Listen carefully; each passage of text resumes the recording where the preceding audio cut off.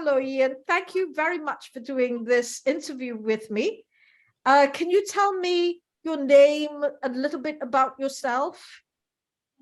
Yeah, so my name is Ian Forber Pratt, and since this is about cultural perspectives, I was born in India and then adopted by an American/Canadian family and raised in the US, and then spent about 8 years living in India after I did my undergraduate and graduate work, and worked in India and lived fully in India as in my only residence, and then shifted back to the US after marriage about 4 years ago. 4 years ago, we moved back to the US? Yes. Yeah, 4 years ago. Your audience in the back. So Right. tell me what India was like for you when you first, I mean, you're born in India, but you lived most of your life growing up and being educated in the United States. Tell me your perspective about moving to India and what that was like for you. Well, there are a number of lenses through which I can answer the question. So I could look at the question in regard to kind of the work lean of things and how I thought about work. I can answer the question from the personal perspective of a number of different lenses within the personal perspective. I could look at it as an adoptee. I could look at it as someone who is cultured and raised in America. And I could look at it as kind of a social worker in India. So I'll try to go through all of those four buckets, at least in brevity. So the first one, in regard to just me as somebody who grew up in the US and then went to India, I had no idea what I was in for. So I didn't know a lot about India. I didn't understand the cultural nuances. And so everything was, to use a colloquialism, everything was foreign to me. And it was quite a difficult time coping up, but I chose to do it in an immersive way, which for me ended up being the best way. I did the American Institute for Indian Studies immersive Hindi course, so language acquisition was a big thing for me. But then in regard to cultural acquisition, that program also helped me do a little bit of kind of understanding Indian culture. We lived with host families and we did a full immersion program. And then when I got to the place where I was going to start working and establish my kind of residence, a place called Udaipur in Rajasthan, then I just really balanced between making local friends as well as having foreigner friends. And so that allowed me to not burn out in my cultural kind of integration, but also be very firmly on the path of cultural integration. Mm-hmm. So within my social work side of things, I had to learn everything, the language around child protection, the way that child protection had done, and it was exhausting. And I'm still learning that. It's a lifetime worth of learning, even when you're learning in the US between different state systems or different areas, or even something like St. Louis, learning between how St. Louis County works and how Jefferson County works. So there are always big differences in regard to kind of that cultural integration on a work level. But on the personal level, on those three levels, as an adoptee, I felt at home and not at home in the same emotion, because it was just overwhelming. And I'm Indian, but I didn't know what that meant culturally. So it was very confusing. In regard to kind of being an Americanized person, I went through what every American would think is I had perceptions of what India would look like, and they weren't all necessarily true. And then as a social worker personally, I am just trained in a way where I'm constantly looking at how the world works in like a psychosocial way and in kind of a society-based, like interpersonal type of way. And so it was really interesting for that journey to be looking those three buckets of adoptee, of American kind of cultured person, and then in regard to a social worker. Right. You've never felt outside of the American culture, have you? At any time at all? No, whether that's rightly so or not, because I suspect the reality of me being outside of American culture may have been the case, but I didn't perceive it Nice. during my upbringing. Right. And because you grew up in all the cultural norms and understandings, language, and nice. Exactly. Or at least trying to get there. I Right. don't think anybody in the US can get there fully because it's Yeah. a complicated mess. Yeah. But I do believe that I felt comfortable as an American for my existence. Right. Right. And acclimatizing to India, the culture, the food, and things of that nature. It was, I guess, like a discovery for you, a journey of discovery. And in Yeah, that, yeah, sorry, sorry. an important thing in regard to, yes, it was a journey of discovery. I think you're very correct. And one of the reasons for that was that I felt it was on my terms. I was opting in. So Right. it wasn't, and when you talk to Nargis later, it might be very interesting because it was somewhat on her terms, but also coming on my terms, so to speak. And Mm-hmm. when I was doing it, I was a single person before marriage, Mm-hmm. moving on completely my own terms. So it made the discovery process a little Mm-hmm. more forgiving. Right. I know this might seem um very, but for the audience that would be hearing about this, tell us some of the adventures of food and habits and things that you had to come, to get accustomed to. People tell me that this means yes, but this means no. So those sort of things. Tell me some of those little nuances that are what we call below the iceberg tip, things that we will not perceive of the culture.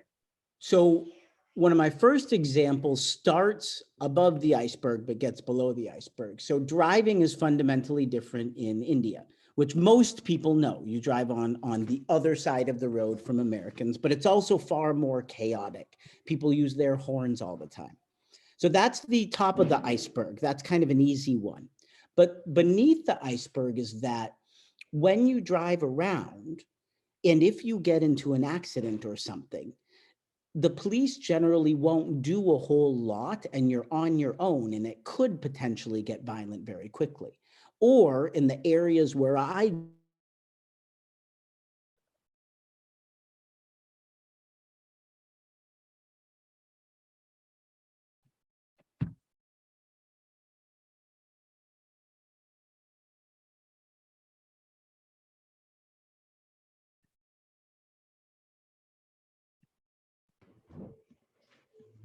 Hi, hello, are you back?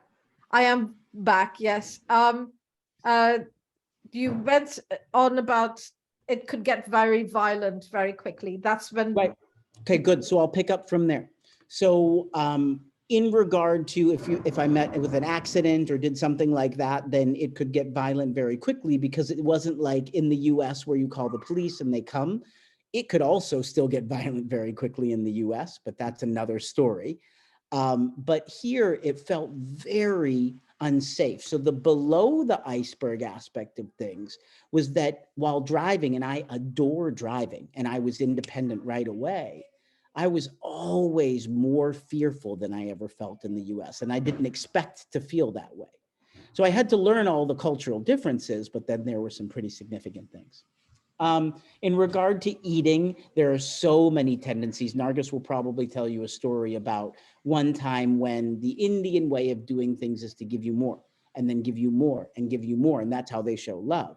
I just reached my limit at one point because as an American, I felt like it was actually disrespectful to try to force me into eating more and more food when for at least these particular people and a lot of weaved into Indian culture, that's the way of showing love. And it's just this kind of here's more food, here's more food, here's more food.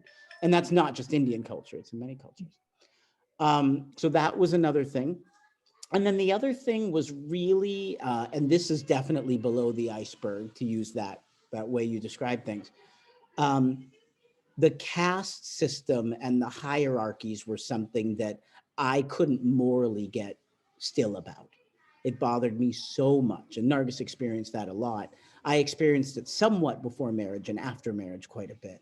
Um, but that's something that I am still getting used to, is that, you know, knowing someone's last name and their occupation, they know their caste and they're immediately kind of stratified. So Yeah. that's another big thing. Now, but when we look at Americans, we think all Americans are the same. You know, tell me something about India and the differences between people. Like we think all Canadians are the same, but French Right. Canadians and Canadians from other parts are different, and they have rifts between them. Tell me something about that. Yeah, so in India, it could look very homogeneous as well, kind of Indians are Indians, and I think a lot of Americans and people around the world do believe that. But India is fundamentally stratified in every way you can think of. So first, of course, in regard to religion. So unfortunately, right now, there is a Hindu extremist government that is polarizing and separating. So there's Hindus, Muslims, and Christians. There's Jain and Sikh as well, but the main buckets are Hindus, Muslims, and Christians. There are some people who follow Judaism and a couple other people, but the main religions are those three. But the more fundamental differences really are within social strata. So it's on caste, but some people might not call it caste these days. It's more around caste plus economics. So people who are rich look down on people that are poor. People who work kind of business jobs look down on people that work in service jobs. So those things are very different, and Indians are fundamentally different. If you are from the South, you have completely different tendencies from different states or like different countries, and different parts of religions are completely different.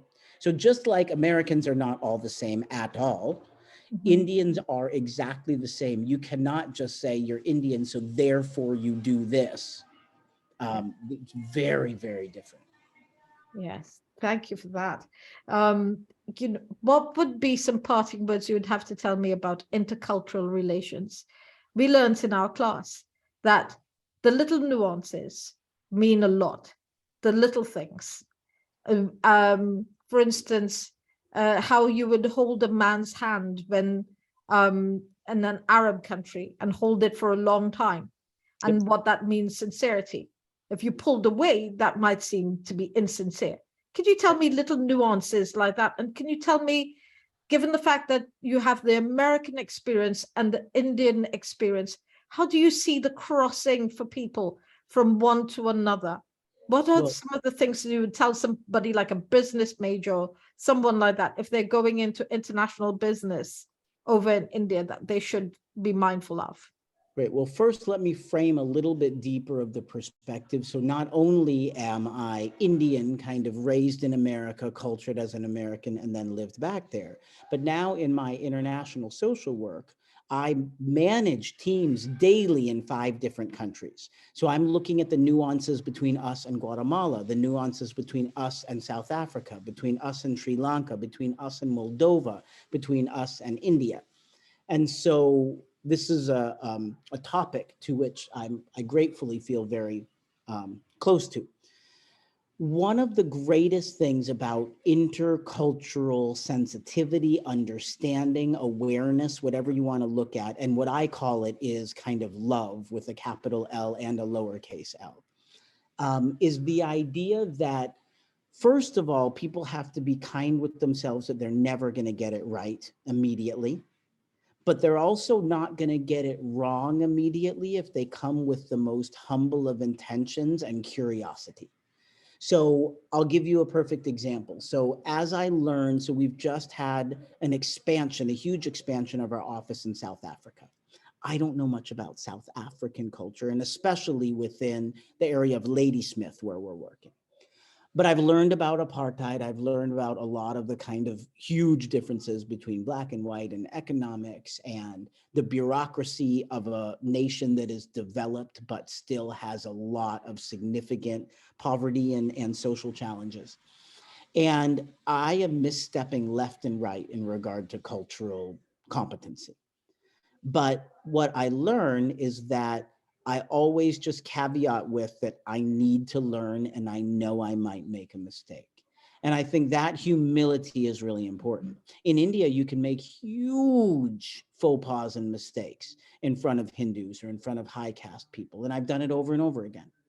But the more that you can kind of own it on the front end and be a process-oriented intercultural being, the more that others can kind of walk you through it. You give them the opportunity to coach you.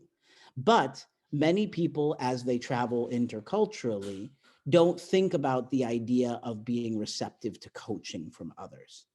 And sometimes others might not be willing to, not willing, they might not have the language or the permission to coach you. But if you're receptive to being coached by the culture that you're entering in and you ask for it in a humble way that is process oriented, then you can manage any culture in the world.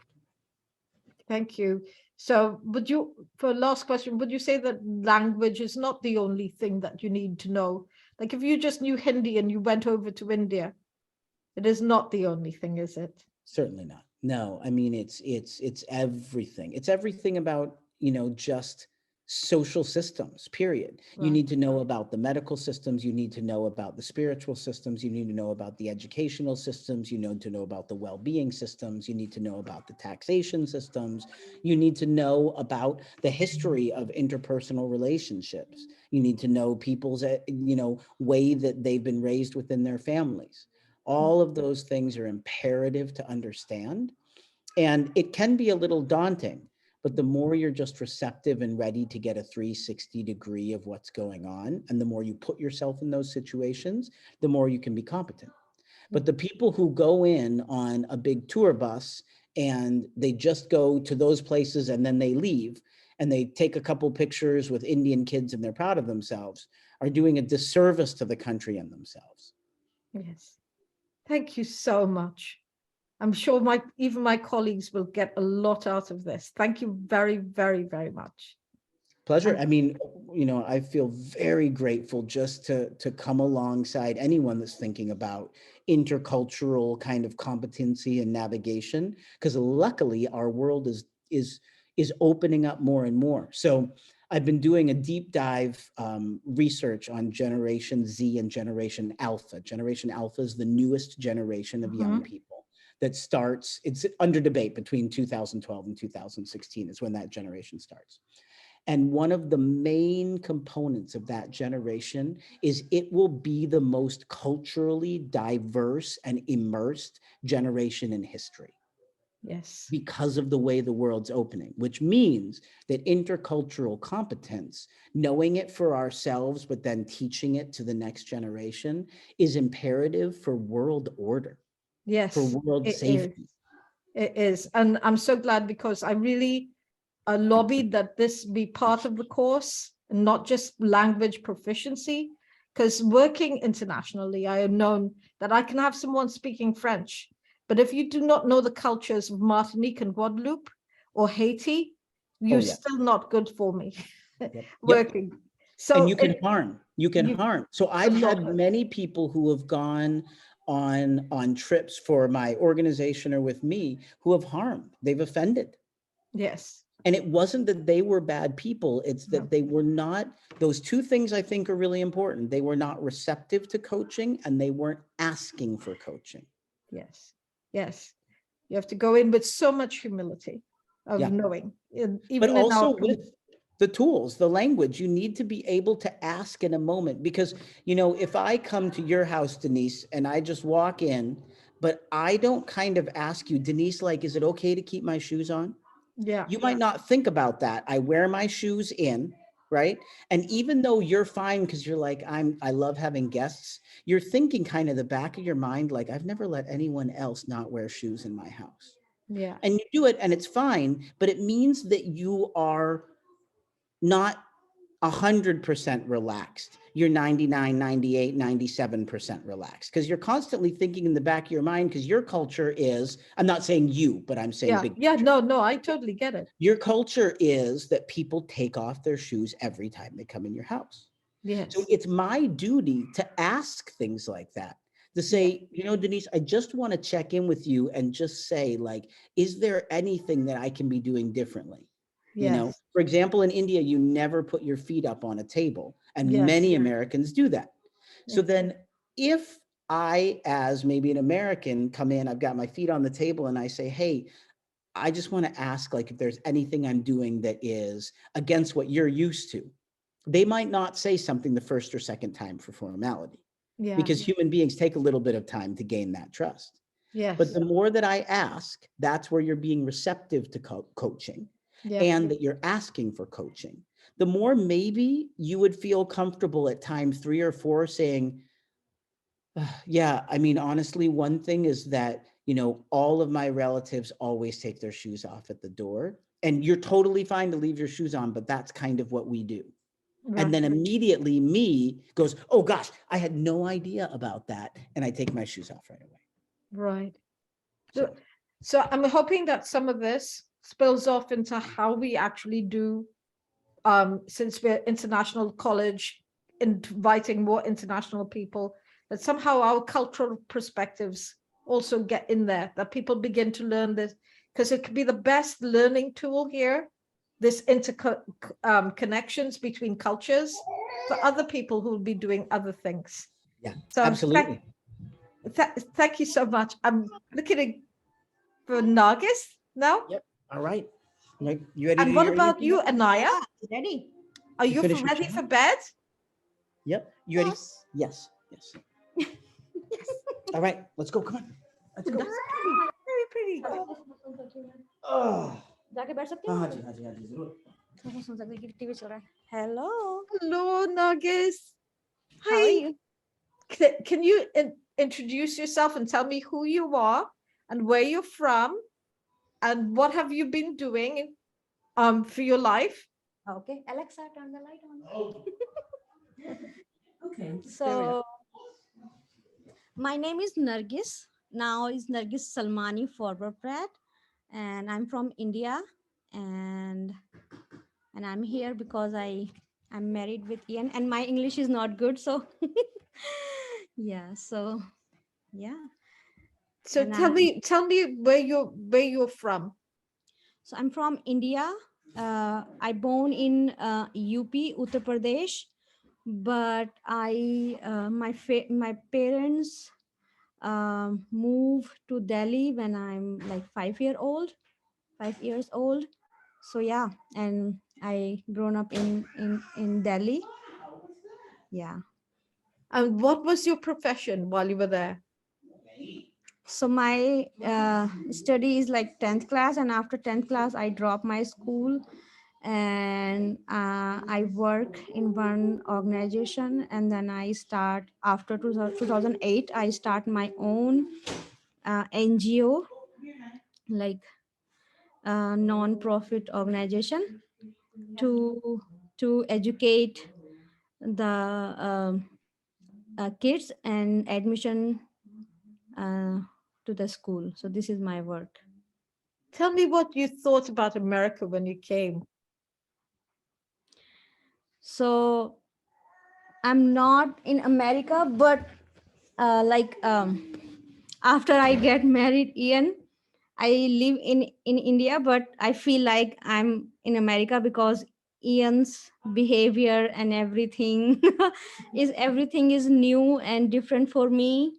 So yeah, for 4 years with Ian in India, I learned so many things and so many Americans came and visit Ian. So yeah, and then one time Principia group is came and visit in India. So I feel like in India, but now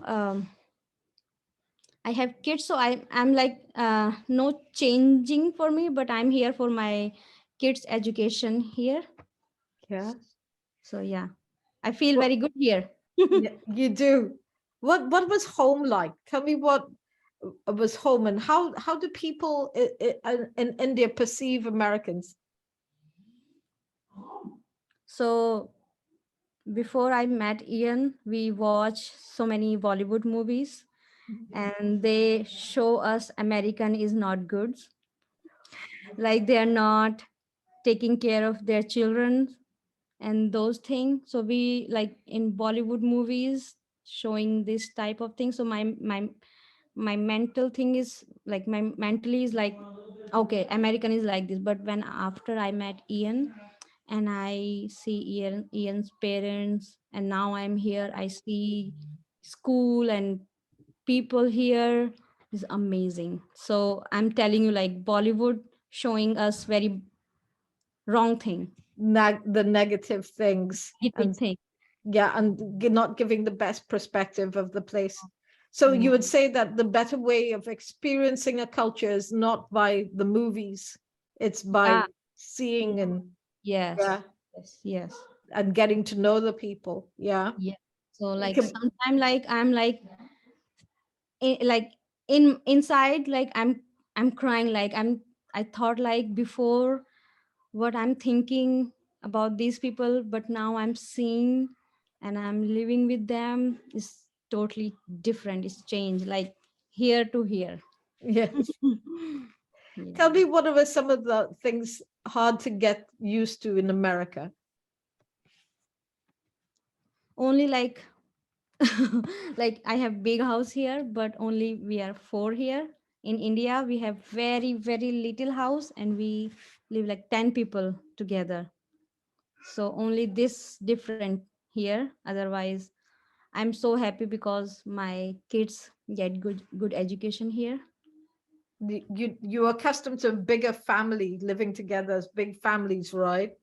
And Yep. sharing everything. Even when the family members get married, they live together with the Uh, family. boys. So girl go to live to boys' house. Like I'm here with Ian. Yeah. Yeah, but we are still so close. Like I every day call my family And and talk to them, and I'm trying to bring here my yeah, family. But yeah, so we are very close. Like after getting married, it doesn't like change. Like we are very close. very, very close. And meals, I suppose, are very everybody at the table at the same time, right? Yep, same time, eat together. Like my daddy, my dad came home like sometime 11 o'clock, 11:30, 10 o'clock. But we wait for daddy and eat together. Yeah. Wow, Yep. that's so nice. Yep. So tell me some of the differences in Indians, Indian color culture. What people perceive. I was telling Ian that everybody perceives, you see an Indian, they're all alike. Is that true?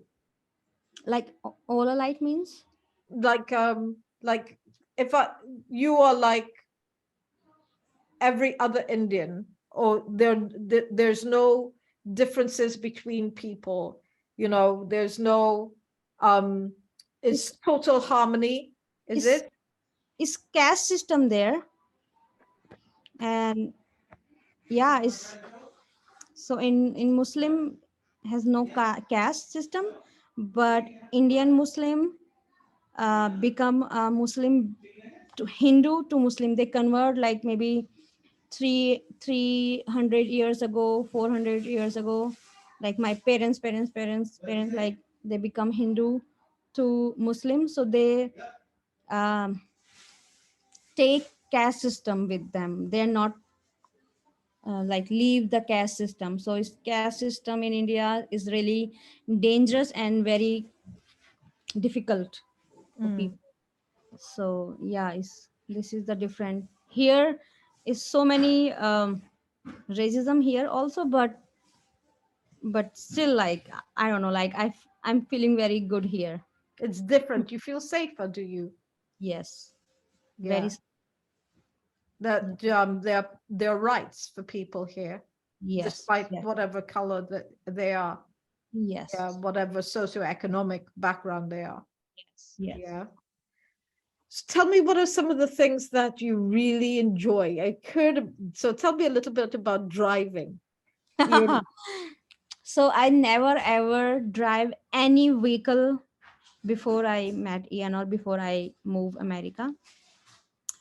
So this is my first vehicle to drive. Like I didn't like know how to drive, or like what do you call, like drive like bicycle, like cycle drive. I don't know. Only car I know now, and it's really difficult in India. Like even I drive here every day, but if someone said to me drive in India, no. So much like a traffic and horn and so much. Even like here when I drive and I heard one horn, I'm like scared. But you feel like when I drive in India, like everywhere horn and so much jam and very fast. No, like it's but I'm so happy. I feel very like freedom here. Like Ian is so much busy, my husband, so like I can take care of my children to school. If sometime like go to like playground, so I like, if Ian is busy, I can take my children anywhere. We're very independent. Independent, yeah. Yes. But you were telling us once about how, because these are little things, the little things that people don't know about eating. They perceive that you put your whole hand. So I have story. So after I get married with Ian, next day I make food. So I use like, for me is a normal like this much chili powder in one meal. And I didn't know American. Hi. Hi. Can I say hi? Hi. Go Inaya, go. So like this is normal to use like this much chili powder in one meal. So and I didn't know like American didn't eat the spicy food. And I serve Ian food, and then I know. Johnny, can you take Inaya? So and Ian eating and like he's sweaty, and I asked like, you like my food? And he said, it's really tasty, it's really yummy. But I see his sweating. So I realized like, I think he's very nice. That's why he said good, but it's really spicy for him. So next day I use like first day this, next day this, still very much. Then this is now like when when Zane born, I use like this chili powder now. So this is big change for me. And another thing you were saying to us that, whenever you're doing this, it means yes, and whenever you're doing this, Yes, it means yes, yes. Um, like if somebody like ask you like, oh, you like this food? You said like, that means no, no, no, very tasty, yummy. So it's really confusing. Yeah. but it's the little things that people don't recognize. Like you never get, where is it that your food must touch when you're eating food with your hands? They believe like, okay, you eat with your hands, but it's the etiquette is you keep it above it. It doesn't go above this, right? So in India, like so many culture in Bihar, they eat like this, like full hand.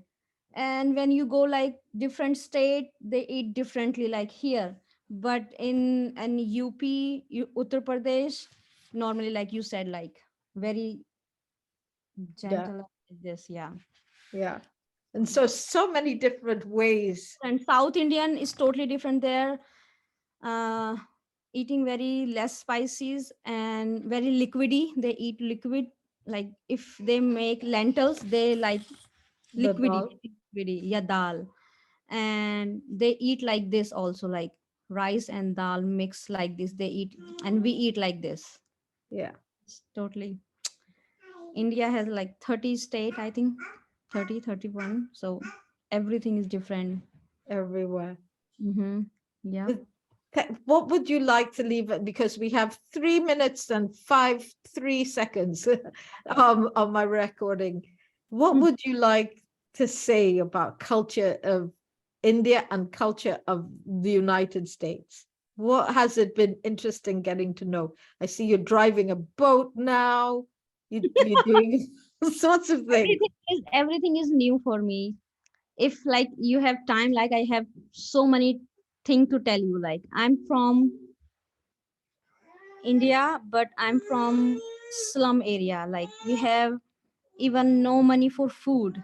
So this is everything is new for me. Like boat, cars, like this big, even like this laptop.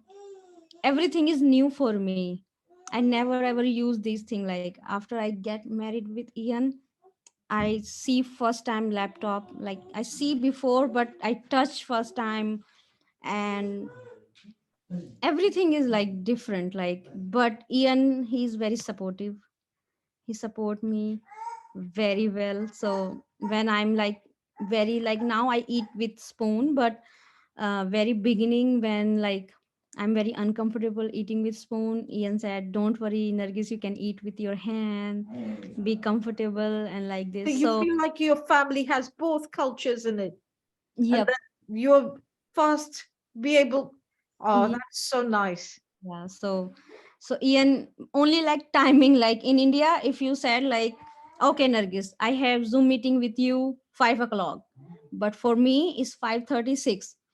So so like when I get married with Ian, he said, "Okay, we can go to dinner 5 o'clock in my friend's house." I said, "Okay," and I'm not ready because for Indians, It's a 5 little means late. 5:30 late. It's okay. West Indians are the same. So yeah, so is really like different and very, but I always think like Ian is right, I am wrong. So I wanna learn how important is timing. So On some things, you are right. On many other things. Thank you so much. We're running out of time, but thank okay, you. This has been a really good interview. Thank you so much. I look forward to sharing it with my colleagues. yay, okay, And thank we you. talk soon. Yes, okay, bye. All right. Bye.